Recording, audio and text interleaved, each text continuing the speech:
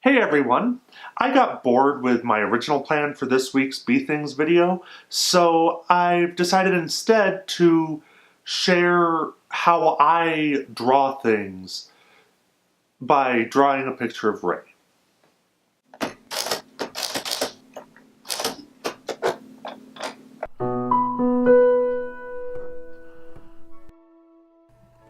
Now, the first thing I like to do is just draw sort of a rough sketch in pencil. Basically, the idea is that I'm going to set down all of what the image is going to be, but instead of obsessing over getting the lines really perfect and smooth and clean, I'm just going to draw it out generally because I'm going to finalize the lines in the inking process later.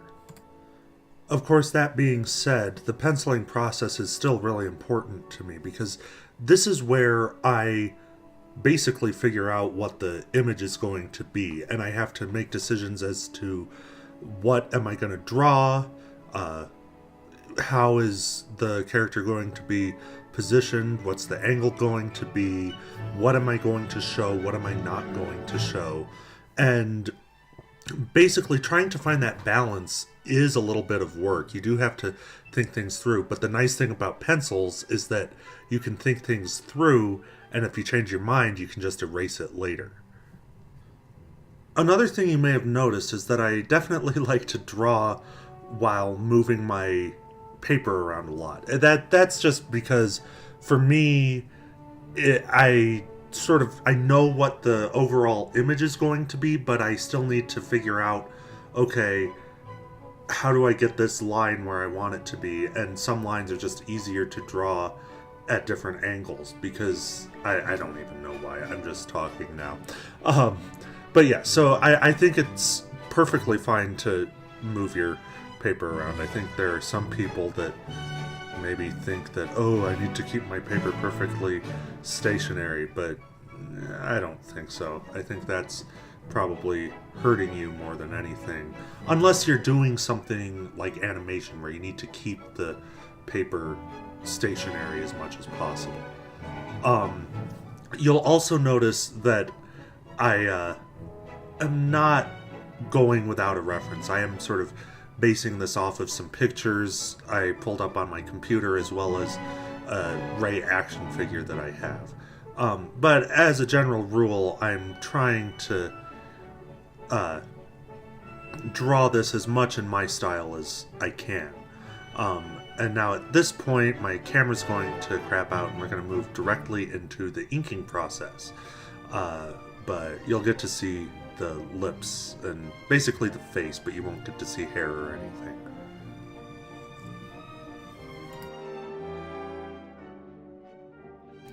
So for inking, I like to use these little brush markers that I found at Michael's that basically instead of having a normal nib, they have these brushes that allow you to change the thickness of the line based on the pressure and the angle that you use on the brush. And I just really like them. I like to ink by hand because although I originally inked on the computer, that's sort of what I initially did. I draw the pencils and then just scan it into the computer and start inking. I discovered that it was just really sort of difficult and frustrating for me. I have a bit tablet that can be really useful for a lot of things. But for me, I just really needed to have the more concrete sense of seeing my pen touching the image and knowing exactly where the line was going to be, and just feeling like I had a little more control than I get from drawing into the computer. Some people can do it, and honestly, I'm a computer science major. It's not like I'm opposed to computers. I just think that for me, this is how I do it.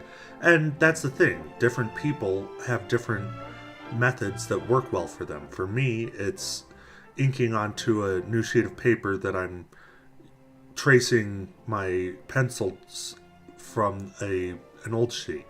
So, yeah, whatever works for you. And now the inking is finished, so all of the analog things are done, and we're going to move into the computer now for coloring.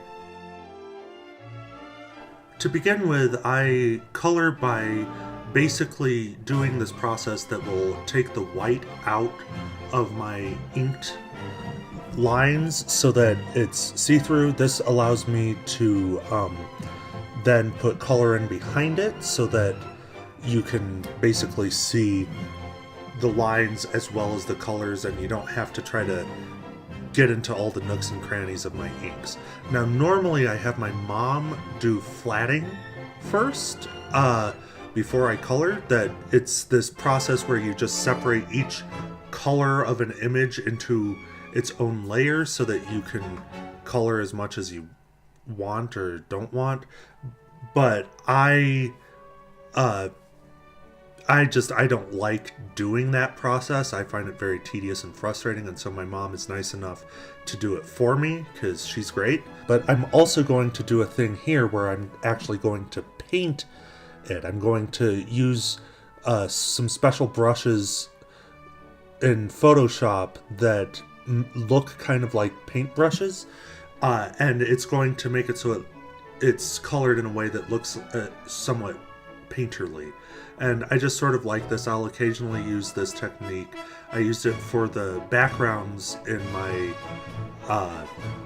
animated movie that I made a month or so ago called Thrice Upon a Time. The backgrounds were done this way.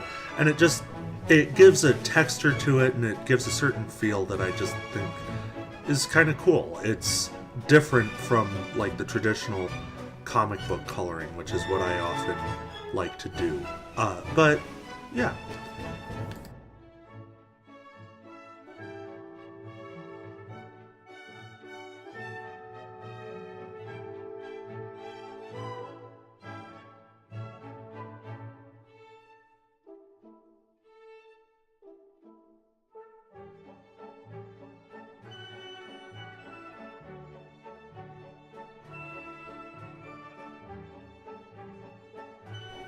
It's been a couple days now, and my mom has had the chance to flat my image, so I'm going to show you how this works now. Like I said, the colors are each on their own layer, and something I like to do for this is I also like looking at it in CMYK mode, which stands for cyan, magenta, yellow, and black, because, you know, K, it stands for black. And that just gives you an approximation of how this will look in print. But in general, I just sort of spend time picking out what the exact colors for each part of Ray are going to be so that it all looks good. And then I add things like the lightsaber glowing, and I'm going to start adding shadows and highlights and stuff so that she starts to look a little more rendered. The basic idea of this style of coloring, and this is how I normally color things, but the basic idea is that I kind of like this look. It looks sort of like comic books. It sort of is a mix of comics and like Disney style animation that I really like, and I enjoy it because it does look a little more cartoony. It doesn't look quite as much like I'm trying to be fancy or artistic. It feels more like I'm just giving you this image. But I really like that painting style too.